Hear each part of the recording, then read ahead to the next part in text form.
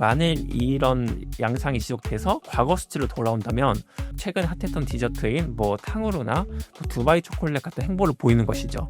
그래가지고 이건 좀 장기적으로 봐야 할 것 같지만 만약 이런 추세가 지속된다면 런던뮤의 약간 미래 가능성에 조금 우려를 표할 수밖에 없는 상황입니다.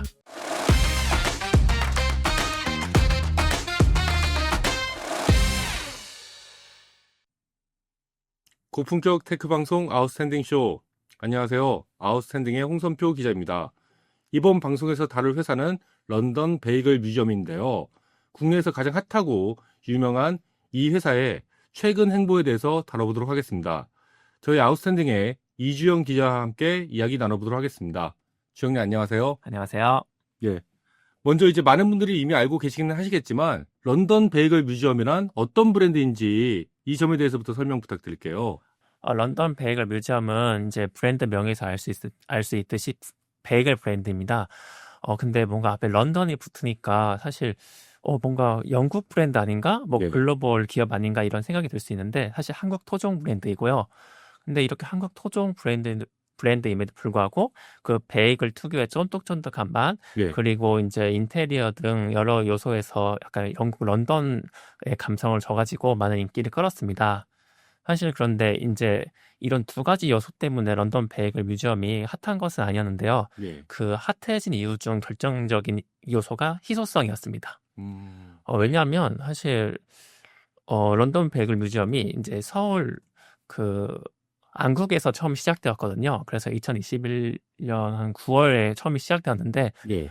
그 이후에 2022년에 서울 도산점을 열었고 2023년 초에 제주점을 열었습니다. 예. 사실 그러면 1년 6개월 동안 수도권에서 매장이 다 2개였다는 소리거든요. 그렇죠. 예. 그러면 사실 이제 거의 대부분의 사람들이 먹고 싶어도 먹을 수 없으니까 약간 웨이팅 및 오픈런이 좀 강제가 되었습니다. 예. 그래서 이로 인해서 약간 밴드웨건 효과, 약간 추종 효과가 나타나가지고 이제 오픈런이 오픈런을 부르고 이제 웨이팅이 부르는. 그래서 이제 인스타 같은 거에 또 사진도 많이 올라왔을 것 같습니다. 네, 막 인스타에도 엄청나게 이거 핫한 브랜드라 뜨고 뭐 방송에서 엄청 많이 나오면서 예. 엄청나게 인기가 끌어가지고 이제 선표님이 말씀하신 것처럼 우리 국내에서 가장 유명하고 핫한 베이글 브랜드가 되었습니다.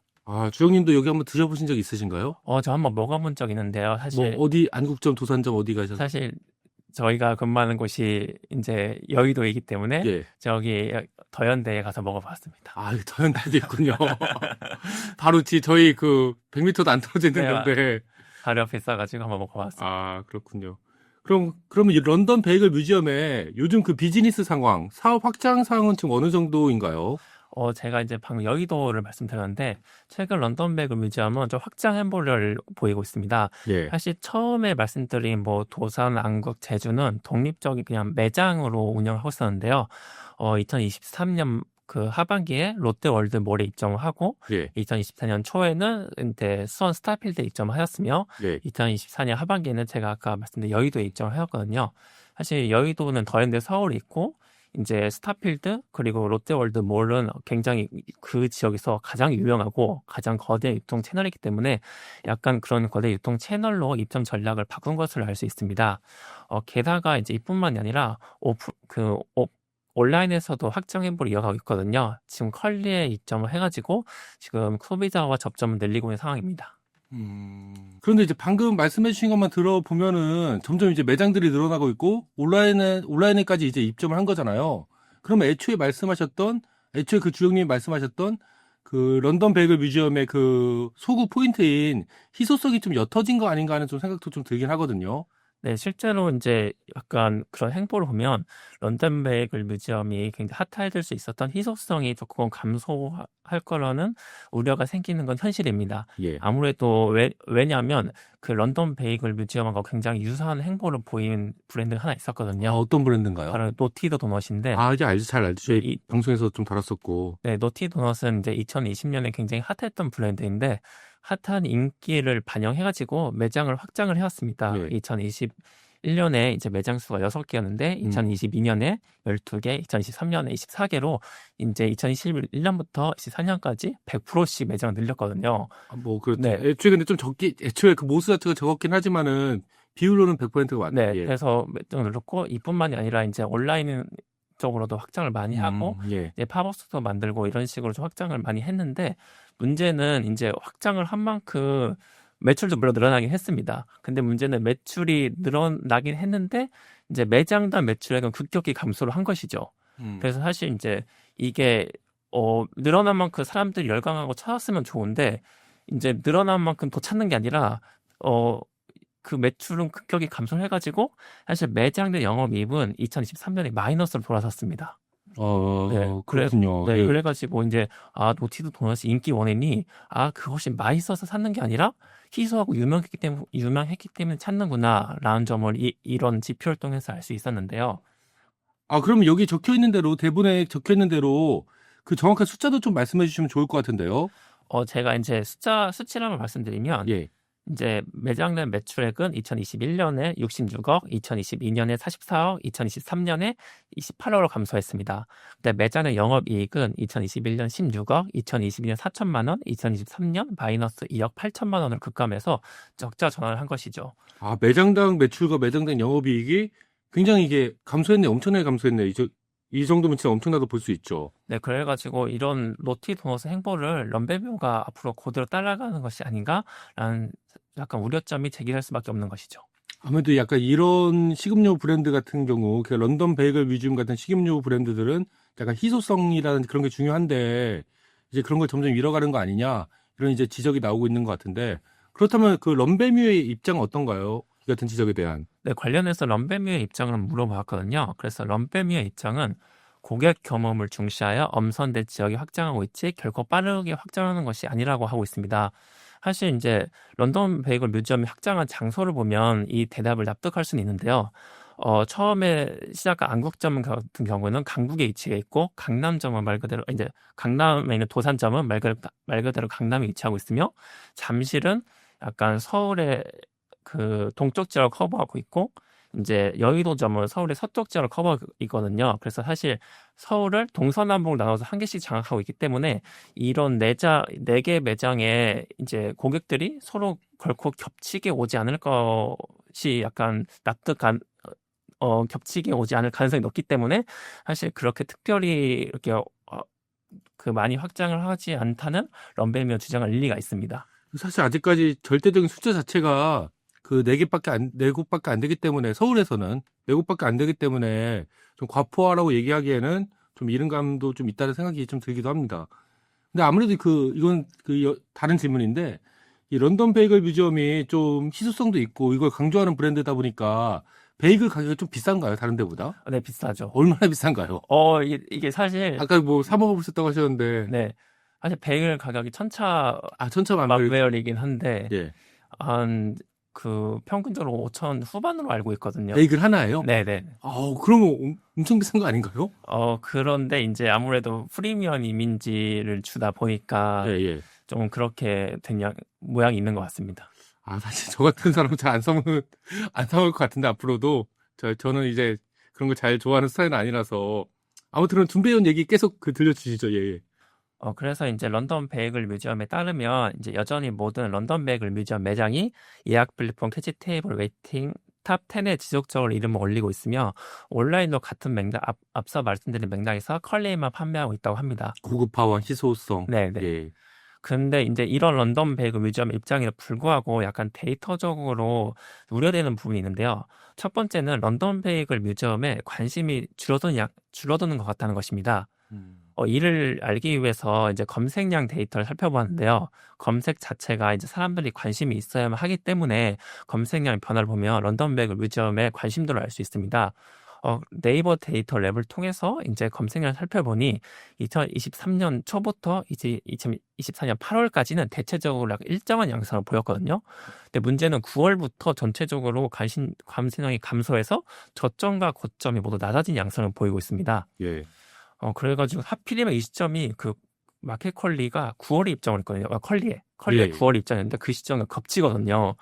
그래가지고 약간 이런 요소가 조금 관심을 좀 줄인 것이 아닌가라는 약간 정황상 추측을 하게 만들고요. 이 표를 보면은 2023년 초에 그 검색량이 가장 그걸 100이라고 했을 때 그 이후의 검색량들은 그게 지금 훨씬 못 미치는 모습을 나타나고 있는 네. 거잖아요. 그러니까 2023년에 비해서는 검색량 자체는 지금 거의 뭐 4분의 1 수준으로 떨어졌다고도 볼 수 있는 거고요. 2년 만에. 근데 그 당시가 진짜 급등한, 그냥 네. 순간적으로 급등한 시여가지고, 2020년 초 자체는 약간 이제 버리고 가야 될 것 같고요. 전반적으로 그냥, 평균적인 추세를 봤을 때는 2023년하고 2024년 한 상반기까지는 비슷비슷했다. 점점 근데 네. 떨어지고 있다는 이 근데, 말씀이시네요. 예. 뒷부분은 유난히 약간 저점이 깊어졌고, 고점도 낮아졌다라는 걸 좀 볼 수 있습니다. 그렇군요. 그리고 이제 두 번째 약간 부정적인 지표도 하나 있는데요. 이제 베이글에 대한 사람들의 관심입니다. 사실 럼베뮤 자체가 아무리 핫하더라고 하더라도 럼베뮤가 진정으로 사랑받기 위해서는 사람들이 베이글 자체를 많이 먹어야 되거든요. 왜냐하면 핫해가지고 한번 먹어보는 게 아니라 베이글 좋아해가지고 좋아하다 보니 프리미엄 베이글을 먹고 싶다 해가지고 럼베뮤를 즐겨야 되는데, 그럼 과연 베이글을 사람들이 계속 먹고 있냐 하면 그 검색을 봤을 땐 좀 아닌 것 같다라는 생각이 듭니다. 왜냐하면 베이글에 대한 검색량이 런베뮤가 뜬 시점부터 동시에 증가를 하거든요. 근데 문제는 현재 시점에서 고점 대비 약 반토막이 나왔습니다. 물론 이게 런베뮤 시작 전보다는 2배 정도 상승한 수치이긴 한데, 만일 이런 양상이 지속돼서 과거 수치로 돌아온다면 사실상 런베뮤는 뭐 예전에 최근에 핫했던 디저트인 뭐 탕후루나 뭐 두바이 초콜릿 같은 행보를 보이는 것이죠. 그래가지고 이건 좀 장기적으로 봐야 할 것 같지만, 만약 이런 추세가 지속된다면 럼베뮤의 약간 미래 가능성에 조금 우려를 표할 수밖에 없는 상황입니다. 그런데 이제 한 가지 좀 이제 약간 다른 의견을 제시하자면은, 베이글 같은 경우에는 뭐 탕후루라든지 그런 간식보다는 그래도 약간 주식에 좀 가까울 수 있는 음식이잖아요. 주식에 가까운 빵이라고 할 수 있고, 어떤 나라 사람들이 이제 그걸 이제 주식으로 먹고, 뭐 주식 비싸게 먹고, 그런데 우리가 주식으로 먹을수록 그 음식에 대해서 주식으로 먹는다고 해서 그 음식에 대해서 항상 검색해 보는 건 아니잖아요. 예를 들어서 그렇죠. 우리는 쌀밥을 주식으로 먹지만 우리 중에서 쌀밥이라고 맨날 검색하는 사람은 별로 없을 거란 말이에요. 그래서 제가 드리고 싶은 말씀은, 베이글 자체를 일상에서 그냥 즐겨 먹는 사람들이 늘어나면서 특별히 검색을 안 해보는 그 경향이 나타날 수도 있다, 이런 생각도 좀 들거든요. 약간 탕후루라든지 다른 좀 별미성 간식들하고는 좀 다르지 않나, 이런 생각도 좀 잠깐 드는데, 뭐 어떻게 생각하시나요?